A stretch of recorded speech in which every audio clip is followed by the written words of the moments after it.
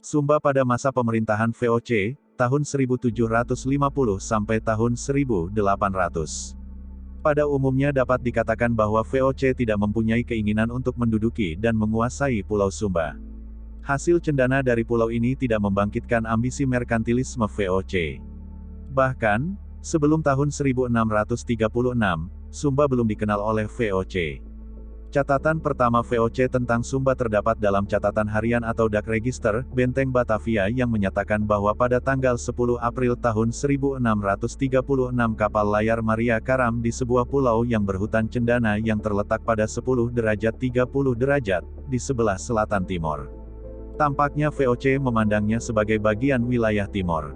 Pada waktu VOC menduduki Kupang pada tahun 1613, dengan sendirinya Sumba dipandang sebagai daerah taklukannya juga. Pada tahun 1655 VOC menempatkan J. van der Heyden sebagai Opperhof di Kupang. Sekalipun VOC memandang Sumba merupakan wilayah taklukannya, Sultan Bima menolaknya. Hal tersebut nyata dari tindakan Sultan Bima yang menyita kayu cendana yang dibawa oleh perahu pedagang Melayu ke Batavia dari Sumba pada tahun 1662 karena hal tersebut dilakukan tanpa seizinnya. Untuk menyelesaikan masalah ini, VOC mengutus Michael van Hees ke Bima. Pada akhirnya disepakati bahwa VOC diizinkan mengambil kayu cendana dari Sumba. Perhatian VOC terhadap Sumba baru dimulai ketika Hendrik Engelbrecht menjadi Opperhof di Kupang. Pada tahun 1713 Engelbrecht meminta pemerintah pusat untuk menduduki Sumba karena pulau ini menguntungkan perdagangan VOC, namun pemerintah pusat tidak memperhatikannya. Penggantinya sebagai Opperhof, yaitu Daniel van den Berg, pada tahun 1749 memberitakan kepada pemerintah pusat bahwa beberapa raja Sumba meminta perlindungan VOC dan mereka akan menjual hasil buminya hanya kepada VOC. Jawaban pemerintah pusat adalah agar diadakan penelitian tentang Sumba. Oleh karena itu, Van den Berg mengunjungi Sumba pada tahun 1750. Inilah pertama kali seorang pejabat VOC mengunjungi pulau ini. 8 Raja Sumba mengadakan perjanjian secara lisan bahwa mengakui kekuasaan VOC dan mereka hanya menjual hasil bumi kepada VOC, sementara perdagangan dengan orang Makassar dihentikan. Raja-Raja Sumba memperoleh bendera dan tongkat VOC sebagai tanda bahwa mereka mengakui kekuasaan dan menjadi sekutu VOC. Secara teoritis VOC memperoleh hak monopoli perdagangan di Sumba, namun pada prakteknya Raja-Raja Sumba tidak mempedulikan perjanjian tersebut. Pada tahun 1756 pemerintah pusat mengutus J.A. Paravicini ke timur untuk menyelidiki kebenaran berita bahwa Portugis dan Prancis akan menyerang Timor dan pulau-pulau di sekitarnya serta untuk memperbarui perjanjian VOC dengan Raja-Raja Sumba, Timor, Sawu, Roti dan Solor. Pada tanggal 9 Juni tahun 1756 Paravicini membuat perjanjian tertulis dengan 8 Raja Sumba di Kupang.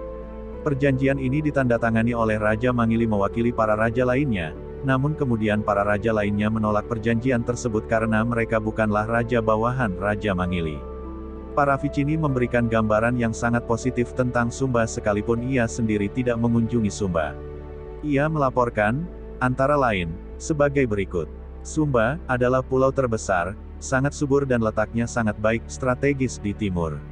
Banyak penduduknya yang dapat dijadikan tentara yang baik. Dilewati oleh sungai-sungai yang indah, bahkan dapat dilayari dan lembah-lembah yang penuh dengan hutan kayu untuk bangunan. Dan yang terpenting adalah kelimpahan hasil makanan. Memang sekarang belum ada, tetapi tanah hitam yang baik itu dapat dengan cepat memberikan hasil.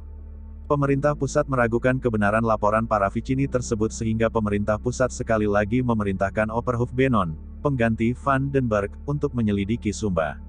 Benon melaporkan sebagai berikut, orang tidak berbuat lain daripada saling berperang. Oleh karena itu, pertama-tama di sana haruslah ada keamanan dan kedamaian sebelum bisa berdagang. Kalau demikian di sana setiap tahun dapat diangkut cendana, hamba yang bermutu baik, arang dan kapas.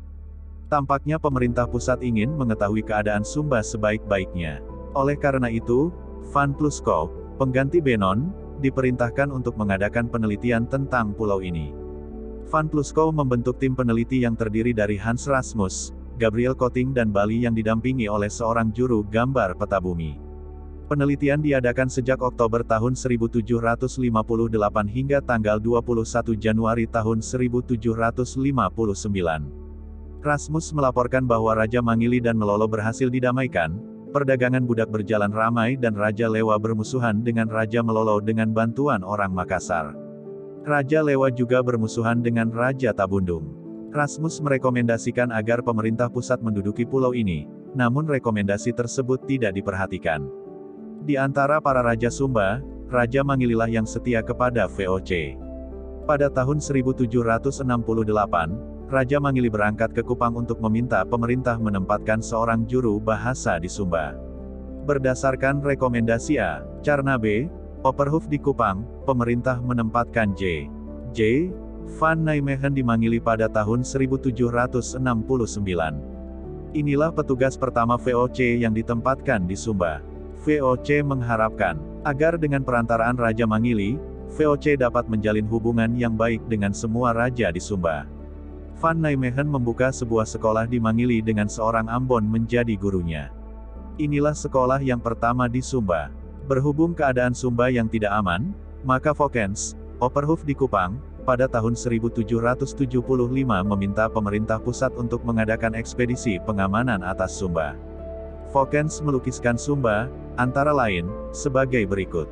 Pulau itu mempunyai banyak lembah yang indah di antara pegunungan-pegunungan yang tinggi dan dilewati oleh banyak sungai yang besar dan kecil. Lembah-lembah itu sangat subur, namun karena kemalasan penduduknya dan peperangan, kebanyakan tanah-tanah itu dibiarkan tanpa digarap. Tanah itu cukup subur untuk menghasilkan segala sesuatu. Tetapi karena takut dirampok maka tidak ada yang membuka kebun kapas. Pada tahun-tahun terakhir masa pemerintahan VOC, tidak ada berita tentang Sumba lagi. Dari paparan di atas, dapat disimpulkan bahwa sejak dahulu Pulau Sumba bukanlah sebuah pulau yang terisolasi, telah terlibat dalam lalu lintas perdagangan dunia. Di samping itu, pemerintah VOC tidak mempunyai perhatian yang serius untuk menduduki Sumba. Raja-raja Sumba tetap mempunyai kedaulatannya sendiri. Peperangan, perampokan, pembunuhan serta perdagangan budak merupakan peristiwa-peristiwa yang biasa terjadi. VOC tidak berusaha untuk memajukan kehidupan masyarakat Sumba.